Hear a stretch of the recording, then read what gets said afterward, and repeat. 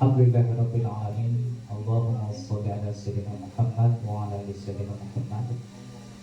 Yang terhormat Bapak Sugianto, yang kami hormati dan kami muliakan Bapak Ibu Majelis Guru, dan yang teristimewa sekali narasumber kita, pemateri kita pada siang ini, Bapak Eko, yang akan menyampaikan jurus BK kelola emosi dan bangun kolaborasi.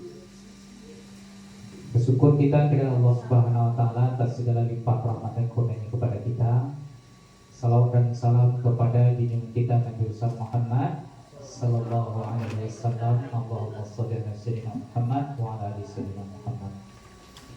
Bapak Ibu, hari ini Ibu Kepala Sekolah tidak bisa membersamai kita karena ada tetangga beliau yang meninggal dunia. Inna lillahi wa inna ilaihi raji'un. Jadi beliau pergi melayang. Ini memang nampaknya masa sekarang ini sangat kita butuhkan karena banyak kejadian kita ini, guru-guru ini mungkin perlu dicerahkan sama Pak Eko nanti mengenai ilmu bimbingan konseling supaya tindakan kita terkendali. Ya Pak Eko, enak. Kadang-kadang kita dalam situasi tertentu tidak terkendali. Mungkin ada 7 kiat ini mungkin tidak hanya kepada siswa, juga kita guru ini mungkin karena zaman sekarang ini banyak lapor-melapor yang kita guru kadang-kadang tidak ada kekuatan untuk melawannya, dan banyak peristiwa kalau kita berhadapan dengan anak, tetap kalau kita dengar berita dalam level pejabat dan hukum tetap menyalahkan kita guru. Hanya netizen saja yang banyak membela kita, tapi kalau dalam segi pejabat kita tengok jarang yang membela kita, dibiarkan sendiri menghadapinya. Kadang-kadang yang kita baik untuk mendisiplinkan, semangat kita besar untuk memperbaiki anak, tapi rupa-rupanya kembali kepada kita. Maka perlulah pencerahan kita pada ini, karena narasumber kita sudah mendapatkan perbekalan yang insya Allah akan disampaikan yang kita. Mudah-mudahan nanti ini bermanfaat untuk kita. Tanpa memperpanjang waktu lagi, kepada narasumber kita Pak Eko Budi Arsono SPD, waktu dan tempat kita sediakan seluas-luasnya. Kepada Bapak Eko kami persilakan. Assalamualaikum warahmatullahi wabarakatuh.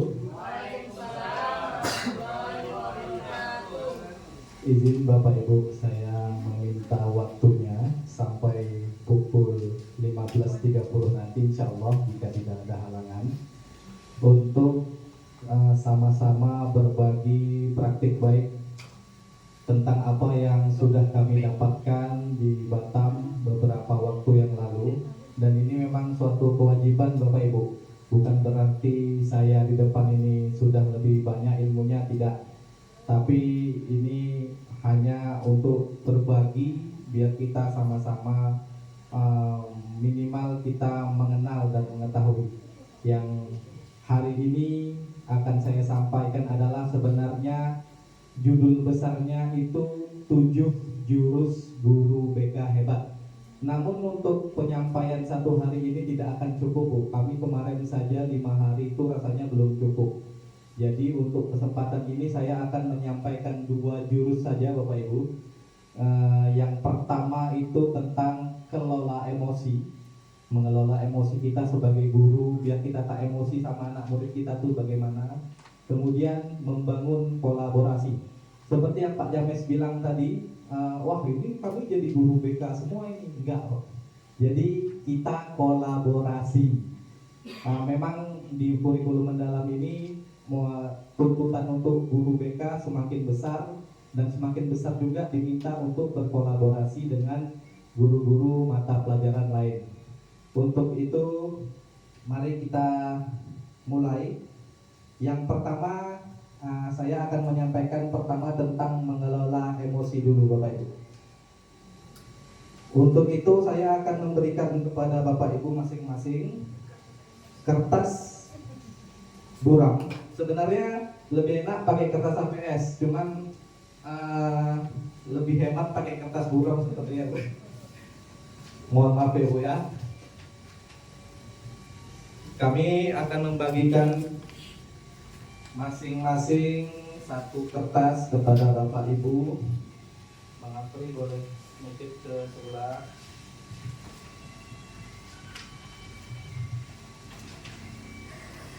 Kita hari ini menggunakan metode namanya ARKA Bapak Ibu. Jadi A itu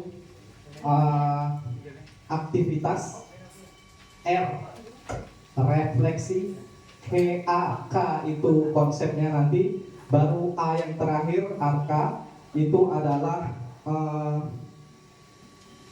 implementasi atau aktivitas yang terakhir. Nah, jadi ini adalah pada posisi A atau aktivitas.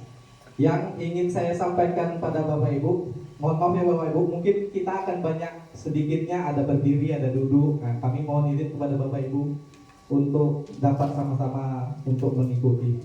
Kami silakan Bapak Ibu untuk berdiri semuanya. Bapak Ibu boleh pegang kertas ini seperti ini. Nah, oke. Silakan Bapak Ibu. Boleh cari tempat yang ternyaman Bu, boleh nggak di yang belakang meja pun boleh. Bapak Ibu boleh tutup matanya sekarang. Ya, kita agak sedikit ini ya. Oke, kami akan membacakan suatu cerita kepada Bapak Ibu. Ketika Bapak Ibu merasa kesal, Bapak Ibu boleh remas kertasnya. Ketika Bapak Ibu merasa suka, senang, cinta, sayang, Bapak Ibu boleh elus-elus kertasnya. Gak usah diapa-apain, elus-elus aja. Ketika Bapak Ibu merasa jengkel, marah kali, dongkol, Bapak Ibu boleh sobek kertasnya. Boleh. Ya, jadi kalau Bapak Ibu merasa senang, Bapak Ibu elus-elus. Kalau merasa sedikit kesal, Bapak remas. Tapi jangan remas yang lain ya Bapak Ibu. Ketika marah atau jengkel, Bapak boleh robek kertasnya. Ya. Nah, itu juga cobaan. Ya. Kalau Bapak merasa dongkol, ya silakan lakukan yang Bapak rasakan. Oke, silakan ditutup matanya. Saya akan membacakan satu kisah. Pagi itu Bapak Ibu guru berangkat ke sekolah mengendarai sepeda motor. Bahan ajar, silakan Bu masuk, yang sudah disiapkan rapi digantungkan di motor. Namun beberapa meter sebelum sampai ke sekolah, motor mendadak mogok karena kehabisan bensin.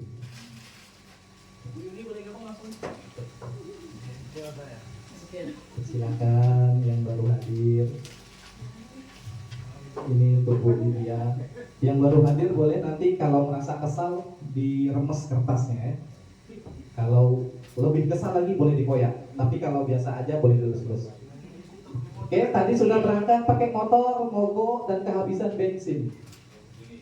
Dengan susah payah, Bapak Ibu guru mendorong motor sampailah ke sekolah. Sampailah Bapak Ibu di kelas. Hampir semua murid datang tepat waktu. Namun belum sempat suasana stabil, Andi masuk terlambat. Ia hanya menunduk sambil berkata, "Maaf Bu, saya telat." Pelajaran pun dimulai. Namun saat akan menggunakan bahan ajar yang sudah disiapkan, Bapak Ibu guru tersadar bahwa bahan tersebut tidak ada. Dicari ke sana kemari tapi tetap tak ditemukan. Dengan terpaksa, Bapak Ibu guru melanjutkan mengajar seadanya tanpa persiapan yang sudah semalaman disiapkan. Bayangkan aktivitas mengajar yang seru seketika buyar.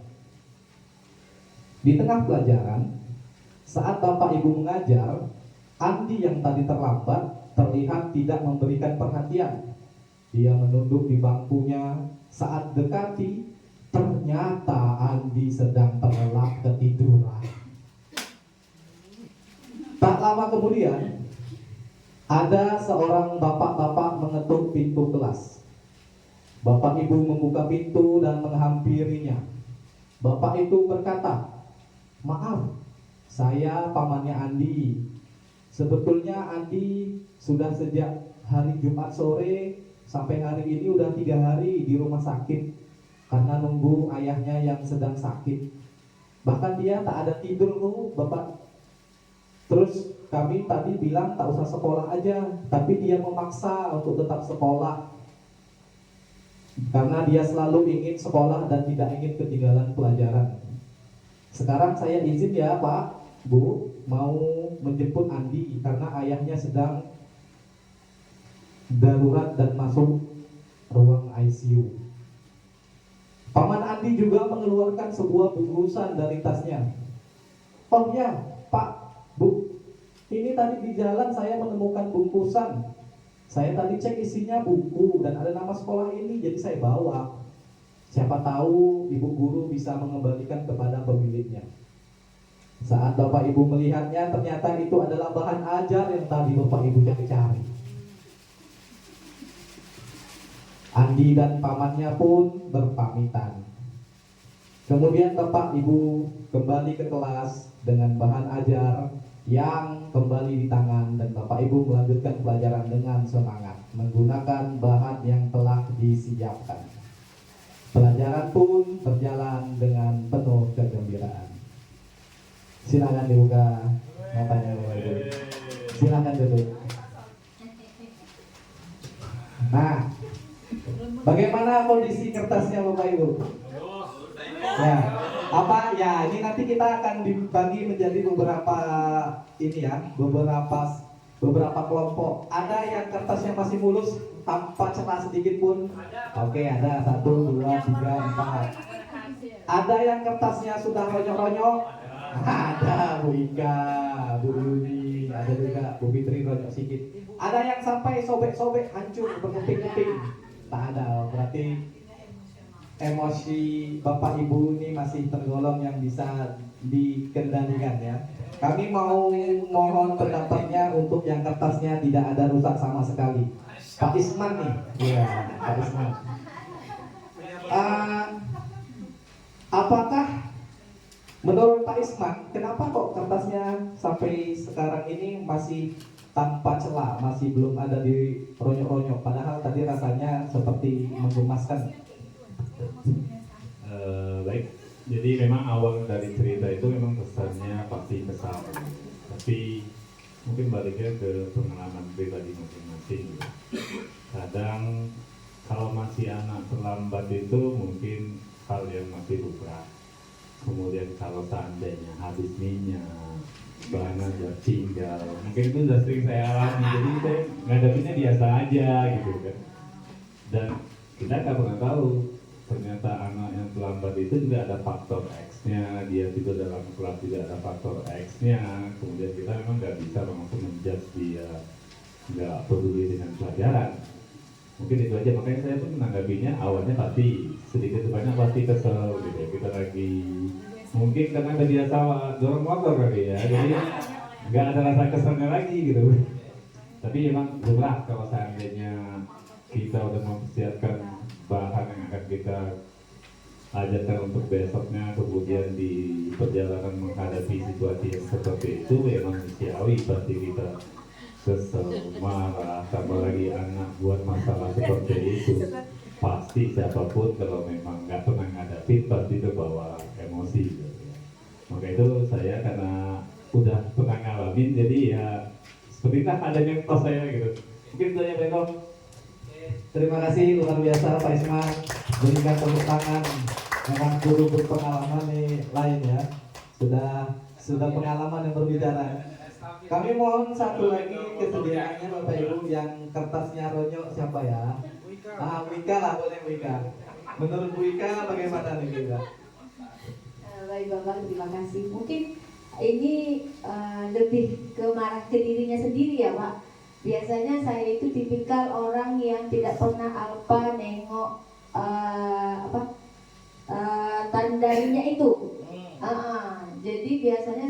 akan pernah membiarkan kendaraan bermotor saya berada di garis satu batang atau dua batang, itu nggak pernah.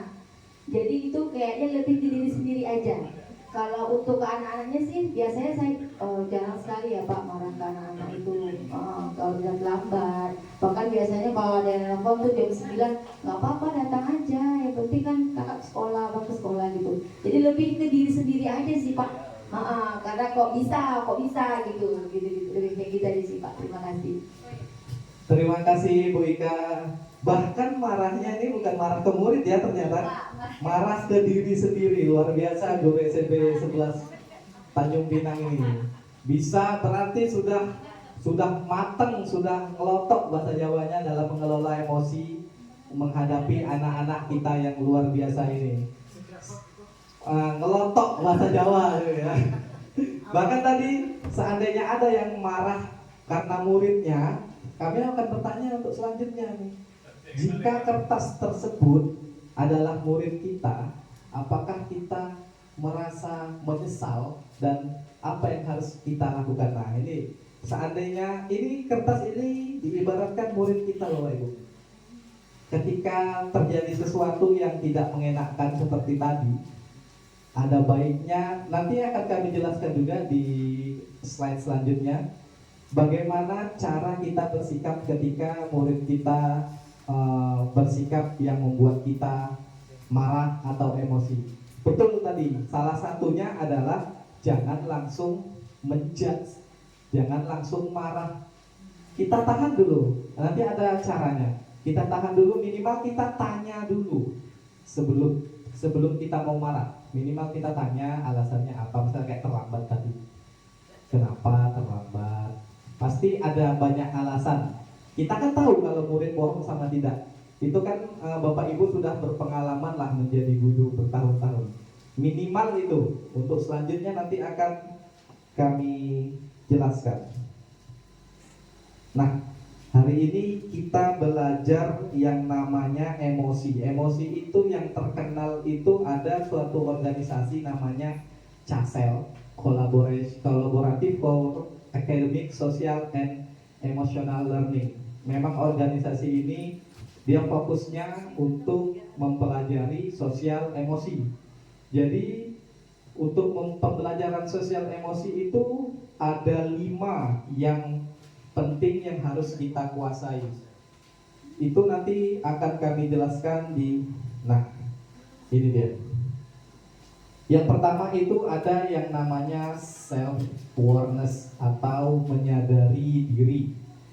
Kemampuan untuk memahami emosi, pemikiran, dan nilai-nilai yang mempengaruhi perilaku dalam berbagai situasi.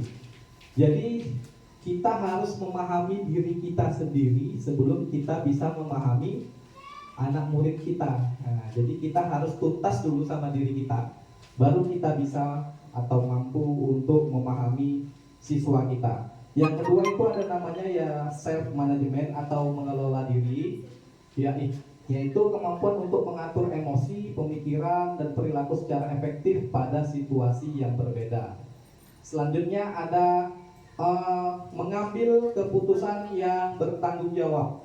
Ketika ada suatu kejadian, kita harus ngambil keputusan nih. Anak misal terlambat tadi, keputusan kita mau marah, atau kita mau bertanya sama dia, atau kita mau nggak layan dia. Nah itu namanya responsible decision making. Nah, kita harus buat keputusan yang bertanggung jawab. Karena apapun yang kita ambil keputusannya nanti kita yang bertanggung jawab. Kalau ternyata kita ambil salah, berarti kita yang menanggung. Kemudian ada yang namanya relationship skill atau terampil berelasi atau berhubungan. Ini kami rasa Bapak Ibu guru sudah apalagi lagi bahasa Jawanya ngelotok, sudah di luar kepala lah itu. Kemudian yang terakhir ada namanya peduli sosial. Itu kemampuan menjalin dan mempertahankan hubungan atau relasi yang sehat, efektif dengan individu dari latar belakang yang berbeda. Nah, ini Bapak Ibu, ini yang namanya self awareness tadi, yang kesadaran diri mengenai peta emosi. Emosi itu bisa diekspresikan dari berbagai berbagai emosi. Bapak Ibu bisa tahu sendiri lah. Ini kalau buka kayak gini, ini kira-kira apa nih? Excited itu semangat. Kalau bukan kayak gini, masalah Inggris tender. Pak Mr. Isman, what the meaning of the tender?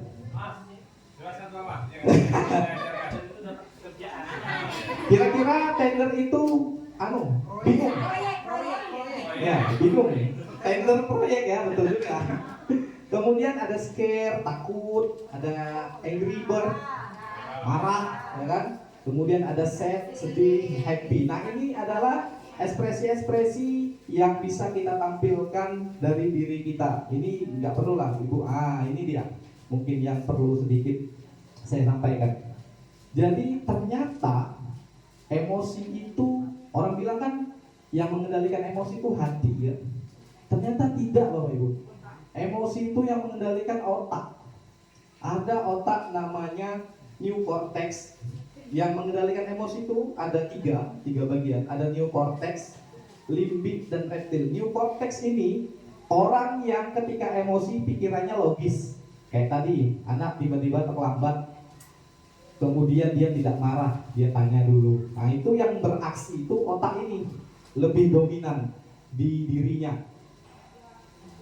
Kemudian limbik ini pusatnya yang tadi nih, ini yang menghasilkan ini tuh semuanya otak limbik namanya.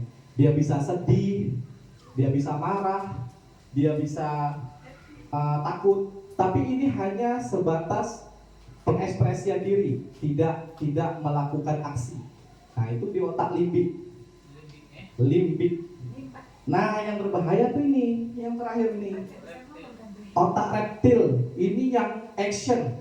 Contoh, ada anak merokok langsung ditampar misalnya. Nah, itu ini neokortex sama limbik ini kalah sama reptil. Ini yang harus kita jaga. Caranya seperti apa? Jadi kalau diibaratkan, otak reptil itu berada ini anggapannya otak reptil di dalam. Kemudian otak neokortex itu adalah pawangnya. Kalau sampai pawangnya terbuka, ini itu otak reptil di dalam sini. Ini adalah limbik, ini adalah neokortex. Jadi otak kita pada seyogianya itu seperti ini. Ketika ada sesuatu masalah atau emosi, kalau kita bisa mengontrol seperti ini, neokortex itu adalah pawang. Namun ketika neokortex otak logika kita tak bermain, tak menjalankan kewajibannya, maka terbukalah dia. Namanya otak limbik. Makanya lambangnya tuh kayak bunglon karena dia warna-warni, ada sedih, marah, merah, biru, segala macam. Itulah limbik. Limbik itu perasaan kita yang main itu, sedih kali, marah. Tapi kita hanya sekedar marah. Nah, ini kalau sampai otak limbik pun lepas, keluarlah reaksi, dia mereaksi, keluar otak reptilnya, misalnya. Nah, itulah yang harus kita jaga, Bapak Ibu.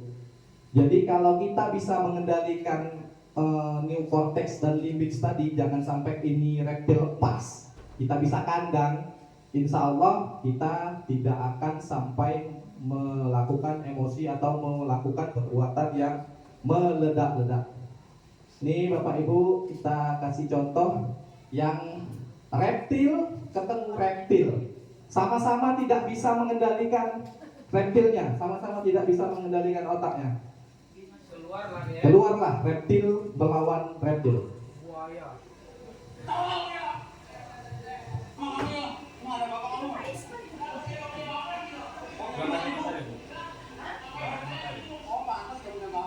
Pantes nggak punya bapak.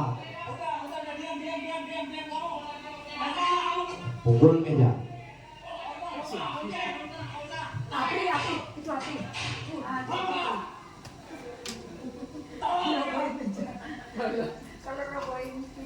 Makanya ini tidak akan kami tampilkan ke siswa. Kalau ke siswa saya tampilkan ini.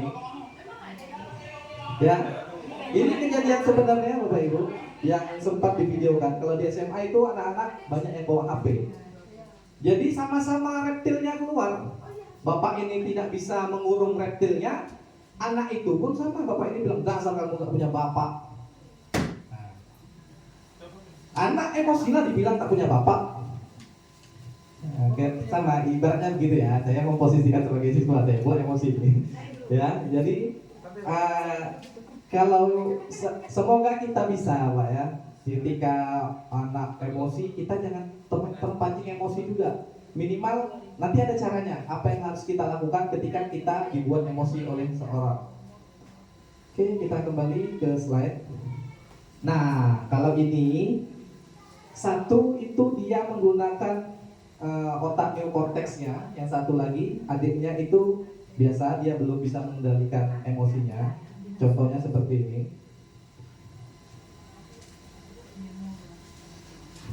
Wah, sinyalnya agak lambat nih, Bu Lydia, tolong.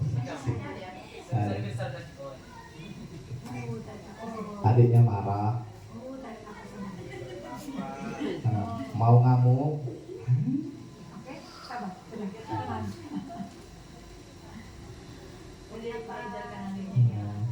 Dia menenangkan adiknya ya.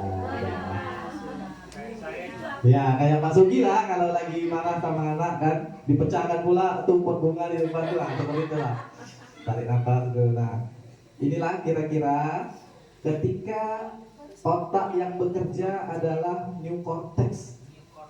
Ya itu pemikiran logis, kita tidak terbawa suasana, kita bisa mengendalikan emosi, itulah otak new cortex yang bekerja. Itu yang diharapkan ada pada diri kita sebagai seorang guru ketika menghadapi siswa. Nah, ini salah satu cara decision making, membuat keputusan yang bertanggung jawab. Ketika ada perbuatan yang membuat kita emosi, kita jangan langsung merespon. Ini salah satu cara biar kita tak marah. Ada anak seperti Bu Nopi misalnya ya, anak banting tas di depan kita, jalan pergi, tak sopan tuh kan? Apa caranya biar kita gak marah? Itu tadi salah satu. Jangan kita langsung respon, tapi kita jeda dulu. Entah kita pergi dulu keluar kelas, entah kita keluar dulu tarik nafas, entah kita minta anak itu untuk ke belakang dulu, atau kita dulu yang keluar. Yang penting jangan kita langsung ada perbuatan yang bikin emosi langsung kita respon, jangan. Kita stop dulu, jeda dulu, entah kita ngapain, pergi kayak kita ambil minum di majelis, atau kita pasti kalau kita udah balik lagi udah beda emosinya tuh, udah nggak akan meledak-ledak lagi tuh, udah nggak langsung akan marah, udah mulai terasa tarik sedikit nafas, nengok dia rupanya terpikir pula dia anak yatim, kasihan pula rupanya ya. Jadi itu salah satu cara biar kita bisa mengendalikan emosi adalah jeda. Kita beri jeda dulu dari perbuatan yang menyakitkan hati kita tuh, jangan langsung kita respon. Santai aja dulu, pergi dulu, atau mungkin Pak Sugi keluar dulu, perokok dulu. Misalnya, baru kita kembali temui anaknya. Baru kita gunakan otak neokortex kita tanya baik-baik seperti apa. Itu salah satu caranya. Nah, ini bukan salah satu, ini banyak cara untuk bagaimana agar bisa terhindar dari tidak menguasai emosi atau terhindar dari keluarnya reptil-reptil dari otak kita. Ada namanya roda pilihan. Yang paling cocok apa? Misal kita dibikin emosi sama siswa yang tidak sopan sama kita. Dari banyak-banyaknya pilihan ini, apa yang paling bagus ya? Contoh, apologize. Nggak mungkin lah, masa siswa tak sopan sama kita minta maaf ya? Nggak. Tengok lagi, walk away. Oh bisa juga. Ketika dia lagi itu kita pergi aja, tinggalkan dulu. Nanti baru balik lagi. Atau family meeting, ada lagi masalah berat-beratnya, udah tinggalin aja lah, bagus kita berkumpul sama keluarga. menghilangkan stres. Atau news and iMessage. iMessage nanti kami akan bahas selanjutnya. Atau tell them to stop misalnya. Atau count to 10 to cool off. Tuh 10 9 tenangkan diri sampai 1. Nah ini kan banyak nih. Atau main game. Atau apa nih? Shake and take. Nah ini nggak tahu nih bahasa Inggrisnya nih Pak Usugi nih yang ahli. Jadi dari banyaknya roda ini yang paling cocok apa yang bikin kita tak marah? Misalnya sama kawan kita bisa pilih nih apologize misalnya. Sama siswa misalnya kita bisa pilih walk away. Nah itu. Jadi dari banyaknya ini kita tinggal pilih saja kira-kira apa yang cocok yang bisa bikin kita tak emosi. Karena Bu sekarang emosi itu bahaya Bapak Ibu. Kalau dulu enak, kalau kita emosi kita bisa sempat anak pakai penggaris kayu, patah-patah tuh. Saya pun pernah kena. Kita bisa lempar pakai penghapus, zaman dulu penghapus kayu, penghapus kapur. Bisa lempar kepalanya bengkak, sampai rumah anak tuh malah kena tempeleng sama mamanya. Tapi sekarang kalau kita emosi, tuh contohnya yang barusan yang merokok, kepala sekolahnya nampar, dinonaktifkan, viral se-Indonesia. Satu sekolah mogok, padahal anaknya itu merokok, dia membela kawannya. Cobalah. Nah, jadi sekarang itu keadaan sedang tidak menguntungkan bagi guru. Jadi ini untuk itulah ini rasanya, makanya saya pilih jurus ini, rasanya ini penting untuk kita. Jadi dari berbagai pilihan tadi ini kita bisa pilih. Nah, ini yang namanya iMessage. Ada pro namanya. P ini mana dia? P ini kejadiannya, R ini respon, O ini hasilnya apa. Ini seperti rumus matematika. Kebetulan guru matematika baru masuk ya. Kalau perbuatan negatif ditambah respon negatif, jadinya negatif tambah negatif jadinya negatif. Negatif tambah positif jadinya tergantung besarannya, ya kan? Positif tambah positif jadinya positif. Sama ketika ada perbuatan negatif, kalau kita langsung respon negatif, hasilnya pasti akan negatif. Tak ada cerita kita merespon. Kita ada anak bikin salah, kita marah-marah, kita bentak-bentak, mengeluarkan kata yang menyakitkan hati dia, hasilnya juga pasti akan negatif. Tak mungkin jadi terima kasih Bapak udah bentak saya, udah bikin saya sakit hati, makasih ya. Makanya itu agar kita bisa mengelola emosi ketika ada perbuatan negatif tadi. Yang pertama tadi sebelumnya saya sudah ada sampaikan kan, jeda dulu. Setelah itu responnya kita kasih aja respon positif. Insya Allah hasilnya akan positif. Contoh nih, ada perbuatan negatif nilainya kira-kira kalau dinilaikan min 3 lah.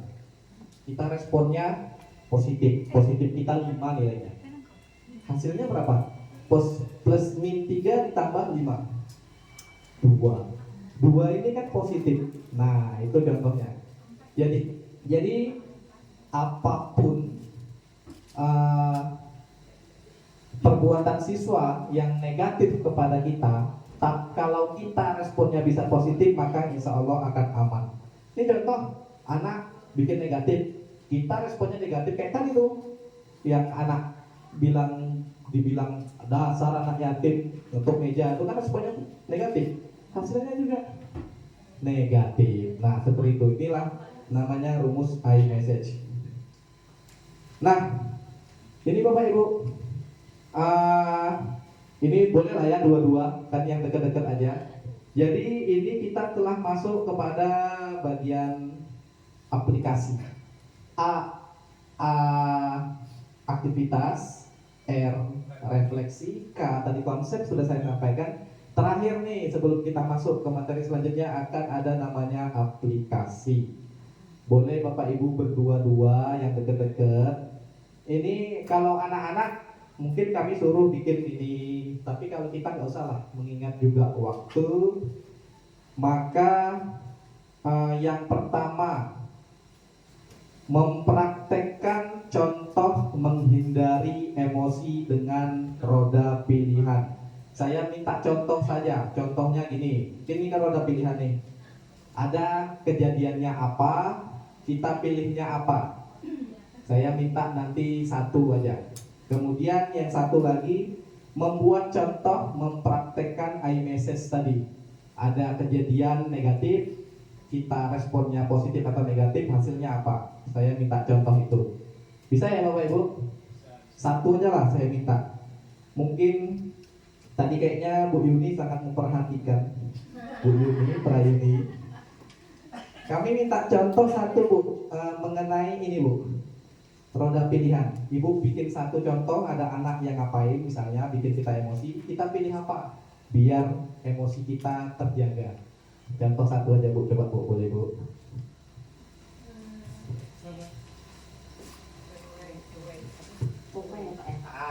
Mungkin siswa itu tidak mengerjakan tugas dan itu sudah diberikan ketenggangan waktu 2 minggu, tapi sampai waktu yang sudah ditentukan sesuai dengan perjanjian dan 2 minggu nih, tapi dia kayak menyepelekan saja tugasnya itu Pak. Kira-kira Itu negatif kan Pak? ya betul. Kira-kira apa? Kira-kira apa yang bisa kita pilih biar kita tak meluap-luap emosinya dari roda pilihan itu? Oh ini bisa aja memilih untuk meng-cool off itu Pak. Cool off itu yang 10. Iya. Ya, ya.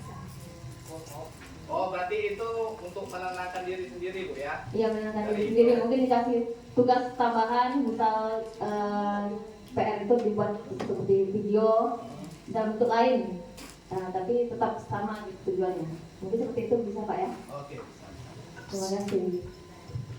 Baik, terima kasih. Itu tadi dari Bu Yuni. Jadi ketika ada masalah, nah, ini nanti boleh di copy, pilih aja kira-kira apa ya yang bisa aku lakukan biar aku tak marah, biar aku tak emosi. Nah, yang kedua, membuat contoh dan mempraktekkan iMessage. iMessage itu tadi yang ini Pak.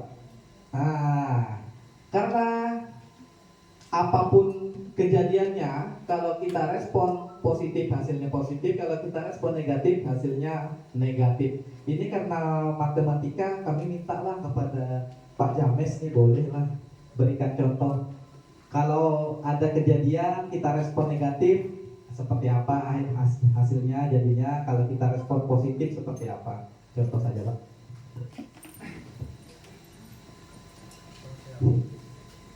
Terima kasih kepada narasumber Pak Eko Harsono yang memberikan kesempatan kepada kami memberikan contoh yang terjadi misalnya di kelas, misalnya saat kita sedang menerangkan materi pembelajaran, terus tiba-tiba ada anak yang tertidur. Jadi di sini kita pertama sekali bertanya kepada anak itu kenapa sampai tertidur. Yang kedua, kita akan tanya anak tersebut apakah anak itu tidurnya jam berapa tadi malam, atau yang ketiga, apakah anak itu sedang ada masalah. Jadi pilihan yang kita untuk mengatasi masalah tersebut biar hasilnya positif, ya kalau dari saya, kalau dia tertidur ya pura-pura tidak saya lihat, saya jalan dulu keluar, baru setelah itu saya masuk, baru saya bangunkan anaknya. Yang kedua, jika Negatifnya lah Pak. negatifnya, jika si anak tertidur, kita langsung respon yang negatif, kita langsung tampar, otomatis si anak tersebut mungkin marah, ya. mungkin marah dan bisa emosinya makin memuncak lagi. Karena negatif ditambah negatif pasti hasilnya negatif. Terima kasih. Terima kasih kepada Pak James Dantes dan Bu Prayuni yang sudah menyampaikan pendapatnya tadi mengenai roda pilihan dan iMessage. Seperti yang Pak James sampaikan tadi bahwasanya kalau positif ketemu negatif ada kemungkinan positif Pak ya. Kalau positif ketemu positif udah pasti positif. Kalau negatif ketemu negatif udah tak ada cerita mau jadi positif ya Pak ya. Nah itu seperti itu. Jadi Bapak Ibu, sebelum kita lanjutkan ke jurus yang selanjutnya, mungkin ada Bapak Ibu yang ingin menyampaikan sesuatu, entah masukan ya Pak Ustadz Indra Jaya, silakan. Terima kasih Pak Eko, ini luar biasa karena ini memang ya menyangkut diri kita sendiri sebagai guru, karena memang termasuk saya sendiri mungkin kalau dulu mungkin ya termasuk awal-awal kita masih terlalu muda mungkin ya, itu banyak kita memang agak keras loh, sampai berdarah bibir anak kita buat ya. Tapi sekarang memang terasa itu memang tidak baik dan tidak bagus, dan sebenarnya ilmunya itu kita dah tahu sebenarnya, dah kita pahami, tapi mungkin lingkungan itu merubah kita. Anak-anak kita ini kadang merubah kita.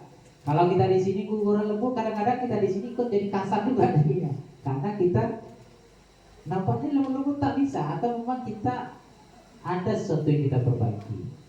Nah, yang saya pahami termasuk di luar biasa, yang saya sering pernah merasakan menyesal ketika mengambil keputusan sedang marah dengan anak. Wah, Bapak tidak mau lihat kau masuk, kau selama Bapak kau keluar. Sudah nyesal bulan kita. Sudah keluar selama ini. Karena kita waktu itu langsung ambil keputusan. Sudah itu termenung-menung kita. Apa keputusan saya ini? Sudah itu biasanya kita akhirnya anak itu masuk. Jadi kita tidak kunci pertama menurut saya memang kalau kita sedang marah, jangan ambil keputusan dulu, diam aja dulu. Itu yang Pak Eko bilang tadi kan, diam dulu. Jangan ambil keputusan langsung. Karena keputusan ketika marah itu memang sering kita menyesal kemudian dibuatnya. Kemudian lagi teknik berikutnya yang masih ada hubungan ini, sebenarnya di dalam, kalau kita lihat dalam segi agama ada juga resep-resep diberikan sebenarnya. Kalau katanya kita dalam posisi berdiri, kita duduk. Jangan kita duduk, kita marah dengan anak, kita berdiri, tuh makin jadi dia tuh. Kita marah dengan anak sedang duduk, kita berdiri, itu biasanya jadi tuh. Kayak melayang tangan tuh biasanya tuh. Jadi, ya duduk gitu. Kalau dalam agama tuh kalau nggak bisa duduk, ya payah juga. Bawa berbaring pun supaya tenang sedikit. Nggak juga mau kalau agama tuh suruhnya pakai air, wudhu, karena wudhu itu langsung segar, yang tegang-tegang dari segar dibuat. Tapi setengok ini cocok dengan apa ini. Cuman tadi itu yang mungkin saya belajar dulu mengenai hati dan otak tadi ya. Mana sebenarnya yang merintah, otak atau hati? Mungkin saya perlu belajar lagi masalah itu. Terima kasih Pak Eko. Terima kasih Pak Indra masukannya. Nah memang ini orang Barat ini yang buat casel ini Pak Indra. Jadi memang teori-teorinya memang teori yang dianut kebanyakan memang oleh Barat. Tapi kalau ada positifnya tidak salah juga kita gunakan. Dan satu lagi tambahan itu betul sekali, saya juga setuju, seperti ketika marah kita sedang berdiri duduk. Ketika sedang duduk tak bisa juga masih marah juga, bolehlah baring-baring dulu di KS. Di KS itu ada banyak kasur ya kan. Udah baring masih marah juga, air lagi Pak ya, berwudu. Boleh juga, tapi air susah Pak, janganlah mandi di sekolah, duduk aja lah Pak. Dahulu masih marah juga, tuh musola kita tuh menjelang kita sholat 2 rakaat. Nah itu tambahan dari Pak Ustadz Indra Jaya.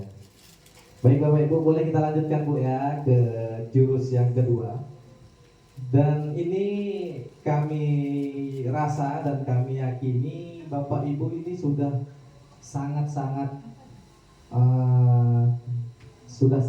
ahli di bidang ini dalam hal kolaborasi.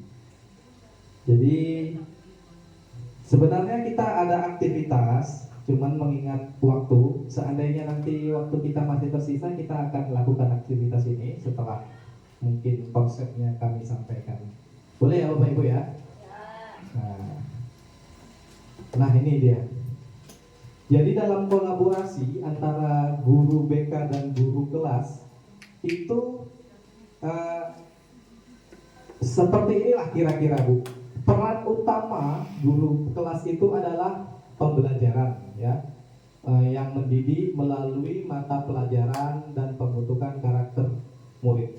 Guru BK itu adalah pelayanan yang memandirikan dalam mengembangkan potensi diri murid baik dalam bidang pribadi, sosial, belajar maupun karir. Sebenarnya saya sebagai guru BK itu dilema Bapak Ibu.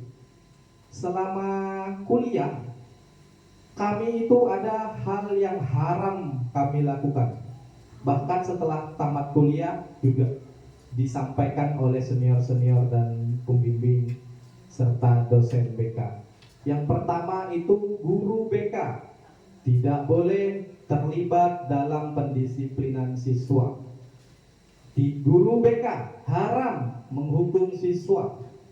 Guru BK haram menegakkan tata tertib sekolah.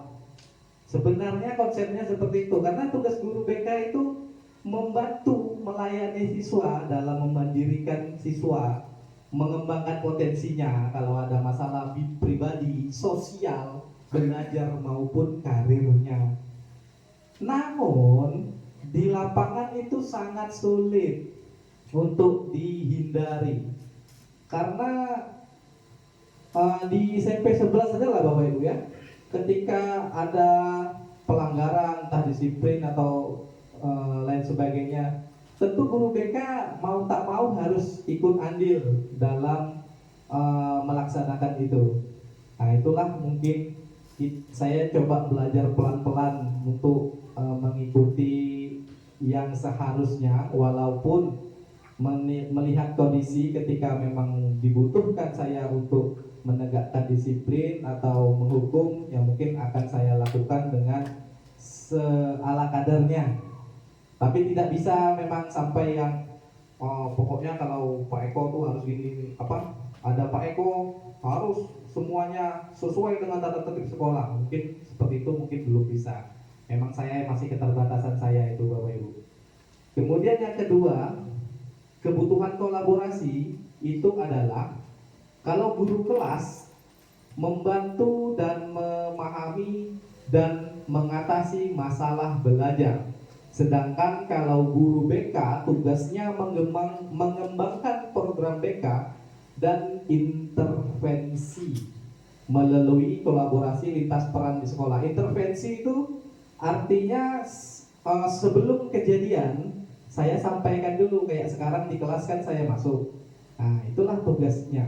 Sebelum kejadian guru BK tuh yang harus menyampaikan, oh ini jangan seperti ini, tata tertib sekolah. Untuk kelas 7 sekarang saya menyampaikan tata tertib yang mereka mungkin belum tahu kan. Nah ini tata tertibnya ini harus gini loh, baju sekolah seperti ini.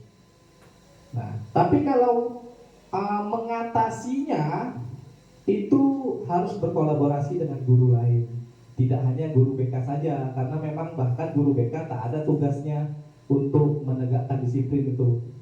Kalau di sekolah yang mungkin di kota-kota besar itu yang lebih punya power untuk melakukan itu adalah wakaf kesiswaan ya. Nah, dan itu kalau ada apa-apa lebih takut ke wakaf kesiswaan daripada ke BK. BK itu orang datang anak-anak curhat masalahnya ini di rumah, orang tuanya kelahi, ya itu seperti itu yang seharusnya. Kemudian Sumber kerjasamanya kalau guru kelas itu sama orang tua, kepala sekolah, guru mapel, konselor. Konselor ini guru BK Bu ya, atau pihak luar sekolah yang terikat. Semirip-mirip dengan guru BK, sumber kerjasamanya itu sama, guru mapel, kepala sekolah, orang tua, masyarakat. Dan yang bedanya ini, mungkin pihak luar. Kalau guru BK itu, kalau di SMP 11 kami belum pernah langsung, tapi kalau di SMP 6 kemarin itu bekerja sama dengan PPA, Dinas PPA, Perlindungan Perempuan dan Anak. Jadi kalau ada masalah yang tak sanggup nih, kayaknya guru BK menangani, sama kepala sekolah juga udah angkat tangan ke PPA. Kalau di sini kemarin masih lewat kepala sekolah. Kalau di SMP 6 kami langsung datang karena ada anak itu yang tak kami sebutkan namanya, sungguh luar biasa. Dia kalau bahasa sekarang tuh boti, laki-laki, tapi isi HP-nya video porno laki-laki sama laki-laki semua. Dan dia pun berperilaku seperti itu. Sangat mengkhawatirkan waktu itu di sekolah kami. Makanya kami minta bantuan PPA, karena orang tuanya juga sudah tidak bisa untuk memberikan bantuan yang lebih. Nah, itu tugas guru BK untuk keluarnya. Kemudian tujuannya sama, menciptakan lingkungan belajar yang mendukung dan meningkatkan kesejahteraan secara pribadi, lagi-lagi secara pribadi, sosial, akademik, dan karir. Contoh kayak kelas 9 itu kami lakukan tes penjurusan. Nanti kalau dia tamat SMP, seandainya masuk SMA, dia ambil IPA atau IPS. Terus kalau masuk SMK, cocoknya apa? Jurusan komputer, perkantoran, atau logistik, dan lain sebagainya. Itu selalu kami lakukan setiap tahun. Kemudian untuk kelas 7 itu ada tes gaya belajar. Sebenarnya itu jurus lain, tes gali potensi namanya. Jurus 1 gali potensi, tapi mungkin sedikit saya jelaskan, sedikit saya sampaikan. Kemudian ada namanya tes kemampuan, ada namanya satu lagi tes minat bakat. Nah, itu yang selalu kami lakukan dan hasilnya biasanya kami share ke wali kelas. Kemudian yang terakhir tantangannya itu kalau guru kelas itu masalah sosial, emosional, perilaku yang mempengaruhi kemampuan belajar. Lagi-lagi utamanya adalah belajar ya, karena memang guru kelas kan guru mata pelajaran. Kemudian kalau guru BK itu permasalahan sosial, emosional, dan karakter murid yang kompleks. Nah, ini jadi kira-kira perbedaannya itu Bapak Ibu. Kemudian untuk masalah siswa, kalau bisa kita bagi menjadi 3 Bapak Ibu. Sebelum kita lakukan action, ada 3 tingkatan masalah siswa yang bisa kita klasifikasikan. Ada tier 1 atau tingkatan 1, ada tier 2, tingkatan 2, dan tier 3. Kalau sudah sampai tier 3 ini udah tidak guru mapel lagi, sudah tidak mungkin tidak guru kelas lagi, tapi sudah nanti adalah kepala sekolah, kesiswaan, bahkan nanti bekerja sama dengan pihak luar seperti PPA tadi. Kalau tier 2 ini mungkin yang sedang-sedang, seperti perilaku mengganggu yang berulang, kemudian pelanggaran aturan kelas atau bolos yang berulang, itu kita bisa masukkan ke tingkatan 2. Kemudian prestasi akademik yang menurun meski sudah ada dukungan besar, kecemasan sosial atau interaksi dengan sebaya yang terganggu, dan ketidakmampuan mengelola stres atau konflik secara produktif.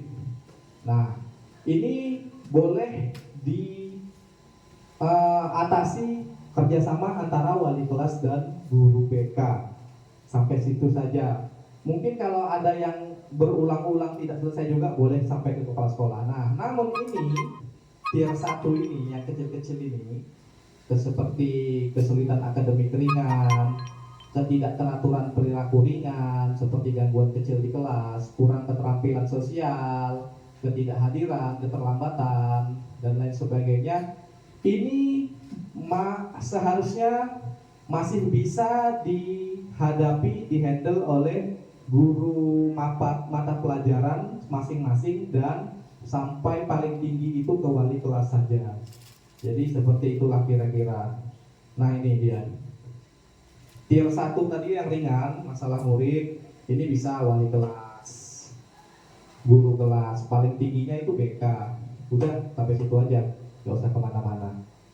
Yang agak sedang sedikit, kalau sudah sedang atau keberat, itu melibatkan guru piket, guru mapel, karena kejadiannya di saat guru mapel misalnya, kemudian orang tua. Nah ini kalau udah agak sedang, boleh dilibatkan orang tua. Jadi tidak semua harus dipanggil orang tua, tidak semua harus sampai ke kepala sekolah, nggak perlu. Jadi yang kita rasa masih bisa dihandle oleh guru mapel atau guru wali kelas, selesaikan situ aja, tidak usah sampai kemana-mana. Insya Allah jika seperti itu tidak akan banyak masalah yang terjadi. Nah, kalau sudah keberat, ini barulah kita sampaikan ke kepala sekolah, guru BK harus tahu, dan ada nanti namanya referral. Itulah referral itu alih tangan kasus. Misalnya masalahnya karena kesehatan, kita bisa ke referral ke dokter, misalnya dokter kelamin atau apa masalah itu sakitnya. Atau dia pengguna narkoba, itu kan berat.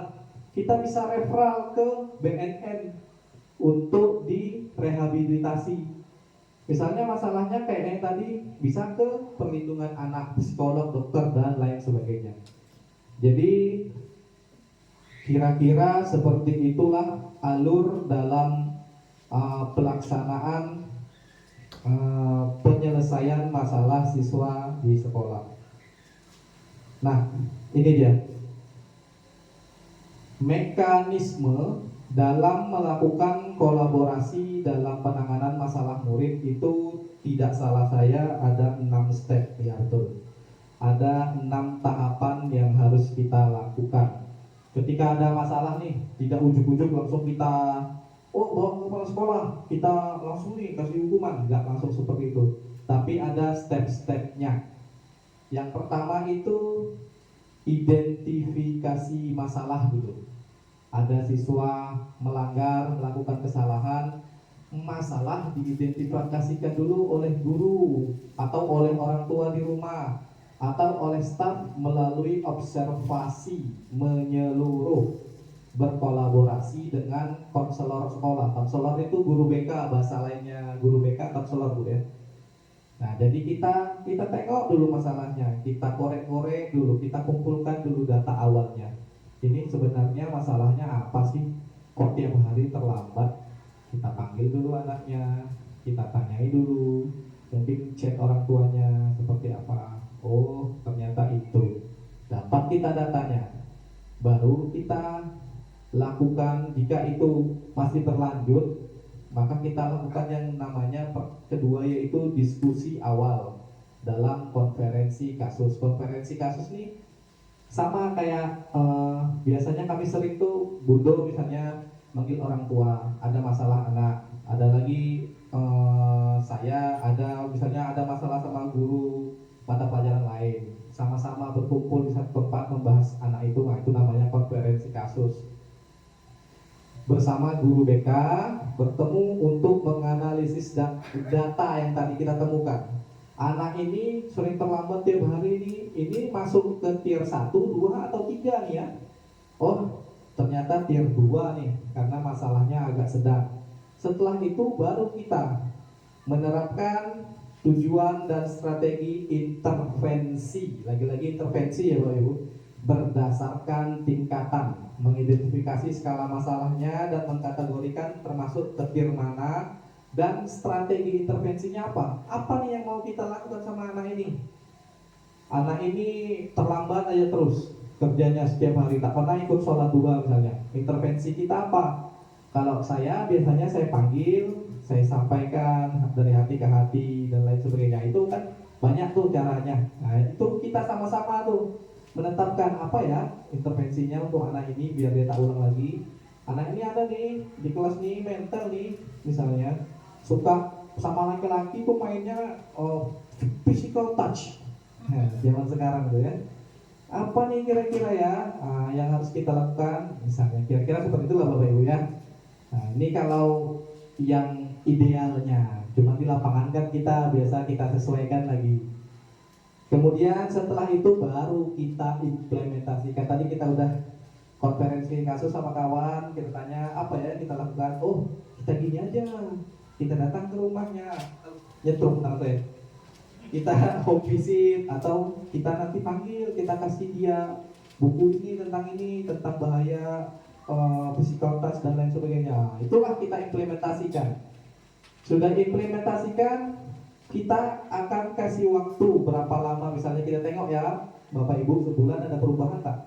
Misalnya nih setelah 6 atau 8 minggu kita tengok nih ada perubahan atau tidak, yang kita lakukan tuh efektif atau tidak, tepat atau tidak. Nah, jika tidak berhasil, maka akan dilakukan eskalasi ke tier berikutnya atau disesuaikan. Misalnya, oh, kayaknya masalahnya lebih dari ini nih, Bu. Kayaknya nggak bisa di tier 2 nih. Ini masalahnya berat nih, karena di belakang itu ada masalah lain. Ya, seperti ini kita evaluasi. Kita naikkan ini di tier 3 nih, ini penting kita harus kasih tahu kepala sekolah nih. Nah, ternyata kepala sekolah kita kasih tahu, baru nanti kita jangan lupa yang terakhir dan yang terpenting adalah dokumentasi dan komunikasi. Makanya saya setiap melakukan sesuatu apapun itu yang saya lakukan pasti ada catatannya di buku catatan BK. Biasanya home visit itu bukunya lain. Manggil orang tua itu bukunya lain. Kemudian konseling individu atau konseling kelompok siswa yang saya panggil itu bukunya lain. Jadi ada di situ semua. Biasanya saya rajin tiap akhir bulan itu saya kirimkan rekapitulasi pembinaan dan pelanggaran siswa ya. Nah, kalau sekarang mohon maaf lah Bapak Ibu, karena saya lumayan sibuk, ada jam ya. Udah mulai ada jam, jadi mungkin agak sedikit sulit untuk merekap dari itu rekapan itu Bu, dari buku home visit, buku panggilan orang tua, buku pembinaan siswa, buku pelanggaran itu saya digabungkan jadi satu di laptop. Jadi Ibu nanti tinggal enak aja nengok Muhammad Zabar dari awal semester tanggal ini dia gini, tanggal ini dia ini sampai selesai. Itu memang selalu saya lakukan, tapi di semester ini sepertinya baru bulan lalu yang saya lakukan, itu bulan Agustus kayaknya. September belum sempat saya lakukan. Karena untuk mengumpulkan itu memang banyak Bapak Ibu. Jadi butuh waktu. Biasanya waktu belum saya masuk kelas itu memang itu saya kalau di dalam ruang BK itu kan saya diem aja di depan laptop, itu yang saya lakukan. Merekap semua yang sudah terjadi, misal kayak tadi pagi ada yang nggak pakai atribut, itu kan saya catat di HP. Nah di HP saya pindahin tanggal segini tak pakai atribut. Nanti kalau udah berapa kali kan nampak tuh, nanti dipanggil anaknya. Nah seperti itu seyogyanya untuk guru BK lakukan. Karena itu sangat penting Bu. Jadi kayak kemarin sekolah kita adalah sekolah yang paling tinggi angka putus sekolahnya. Tapi saya punya catatan, jadi saya tidak takut. Dari 11 orang yang keluar dan pindah, semuanya ada catatannya. Dari panggilan pertama, dari saya membina pertama, dari dipanggil oleh wali kelasnya, dipanggil oleh wakil kepala sekolah, dipanggil kepala sekolah, surat panggilannya ada berapa kali, semuanya ada. Jadi aman. Kalau ditanya sebut sama orang dinas, nih Pak, bacalah sendiri. Punya Pasya itu catatannya, tak salah saya untuk Pasya sendiri 6 lembar, 6 HPS. Catatan dia dari pertama saya masuk, padahal saya masuk itu akhir tahun 2023, awal tahun 2024 itu saya ketemu Pasya. Sampai dia keluar itu catatannya ada 6 HPS itu salah untuk Pasya sendiri. Karena mamanya sering, Pak Afri, kemana Pak Afri? Sering berhubungan sama saya katanya. Ya karena memang tiap hari saya WA sama si mamanya Pasya ini. Jadi inilah yang paling penting Bu, dokumentasi ini sangat-sangat penting dan komunikasi itu untuk menjadi bukti. Oh ini sudah kita lakukan semua, makanya anak ini yang minta keluar. Mana buktinya Pak? Ini mamanya datang, saya panggil, ini hasil percakapannya ini ya. Nah, jadi Bapak Ibu seperti itu saja. Kira-kira ini sebenarnya nanti kita harusnya aplikasinya, tugas terakhirnya ini. Contoh identifikasi masalahnya apa dibuat di kertas. Kemudian comparing kasusnya seperti apa kejadiannya. Kemudian kasus itu kita kayak tadi bikin contoh. Hanya mengingat waktu kita yang terbatas, kami rasa Bapak Ibu bisalah untuk mengira-ngira. Kan tadi dari identifikasi masalah apa yang harus diisi di sini. Identifikasi masalahnya apa, misalnya anak ini cabut dan 3 kali cabut. Akar masalahnya apa? Ternyata dia tidak diberi jajan oleh orang tuanya. Dia kalau nggak jajan males dia sekolah, kalau di sekolah kelaparan. Konferensi kasus sama wali kelasnya apa yang dibicarakan. Kemudian nih penentuan tiernya. Oh ini kayaknya masuk ke tier 2 lah, sedang. Karena kita harus panggil orang tuanya juga nih. Kita harus kasih tahu bahwasanya anak ini tak sekolah nih, cabut karena tak jajan Pak, dia kelaparan di sekolah, makanya dia tak sekolah misalnya ya. Seperti itu Bapak Ibu. Nah, sepertinya sudah habis Bapak Ibu materi saya pada hari ini. Mungkin Bapak Ibu ada yang ingin menambahkan atau memberikan refleksi tentang masalah kolaborasi ini. Misalnya, Pak, saya tak setuju lah. Sedikit-sedikit guru mata pelajaran, sedikit wali kelas, enak kali guru BK misalnya. Ada Bapak Ibu mungkin yang mau refleksi? Pak Sugianto biasanya nih. Oh, Bu Endang, silakan Bu Endang. Refleksi kan? Ya. Sungguh dahsyat cahaya kilat, Ewa. tanda petir akan menyusul. Melihat materi jurus silat, jurus yang ditampil sangat mantul.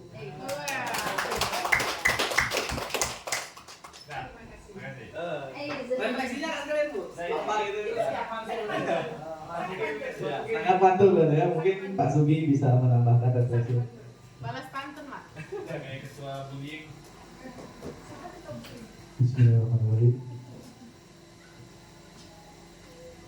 Pembelajaran atau materi pada sore hari ini sangat bermanfaat bagi kita para guru, terutama di SMP Negeri 11 yang bisa memang menghadapi murid dengan latar belakang yang beraneka ragam, dalam artian lumayan kompleks permasalahannya Pak ya. Jadi dengan materi yang kita dapatkan pada hari ini, kita bisa berkaca pada diri kita apa yang sudah kita lakukan selama ini dan kita coba memperbaiki. Dan alhamdulillah saya tidak pernah melakukan hal-hal yang tadi. Saya guru yang baik. Jadi Pak, ini luar biasa, kalau bisa minggu depan harus dilanjutkan, kan baru 2 kan, masih ada? 5, ada 7 kan? Nah, itu luar biasa. Jadi identifikasi masalah itu seperti apa harus jelas gitu kan Pak. Ini baru akar. Jadi ini luar biasa. Tapi jangan lupa minum dan demikian Pak. Terima kasih. Assalamualaikum warahmatullahi wabarakatuh. Waalaikumsalam warahmatullahi wabarakatuh. Terima kasih Bapak dan Ibu yang sudah memberikan refleksi. Memang jurus BK itu 7 jurus BK. Namun yang sebenarnya Bapak Ibu ya, yang harusnya disampaikan kepada guru-guru itu 2. Yang pertama ini masalah kolaborasi, dan yang ketiga itu adalah mengamankan situasi namanya terakhir. Namun saya memilih emosi karena walaupun itu sebenarnya jurus 1 sampai jurus 5 itu dikhususkan disampaikan harus kepada siswa. guru 6 dan 7. 6 itu ini kolaborasi, 7 itu menata situasi, namanya itu untuk ke guru. Namun saya tak ambil itu karena menurut saya emosi ini bisa juga disampaikan ke guru dan itu lebih penting dan saya lebih pahami daripada yang kalau menata situasi itu lebih sulit lagi materinya, mungkin saya belum mampu untuk menyampaikannya, sehingga yang saya pilih adalah mengelola emosi dan kolaborasi ini. Mudah-mudahan, kami yakin sebenarnya yang kami sampaikan ini Bapak Ibu sudah tahu semuanya, cuman kami mungkin mengulang dan mengingat kembali. Semoga apa yang kami sampaikan ini ada sedikit manfaatnya walaupun tidak banyak dan bisa sama-sama kita praktekkan dalam pembelajaran kita di SMP Negeri 11 Tanjung Pinang Pertiwi ini. Demikian dari saya. Billahi taufiq wal hidayah. Wassalamualaikum warahmatullahi wabarakatuh. Kembalikan pada Pak Ustaz. Luar biasa. Terima kasih Pak Eko. Ini mudah-mudahan ini bermanfaat untuk kita karena memang kita adalah guru yang selalu belajar. Kita kurang terus, kita belajar terus. Dan mudah-mudahan kedepannya melalui tangan-tangan dingin kita, pikiran-pikiran kita yang seimbang dan membangun, dan melalui tangan kita anak-anak kita terbentuk, pahalanya luar biasa. Terima kasih Pak Eko, terima kasih Bapak dan Ibu. Nanti permintaan Mas Sugi, kalau Pak Eko ini bersedia lagi ini luar biasa, ini sangat baik untuk kita semua. Kita beri tepuk tangan. Demikian, banyak maaf. Saya tak dapat nak masuk batu sekarang, kita tutup saja. Assalamualaikum warahmatullahi wabarakatuh.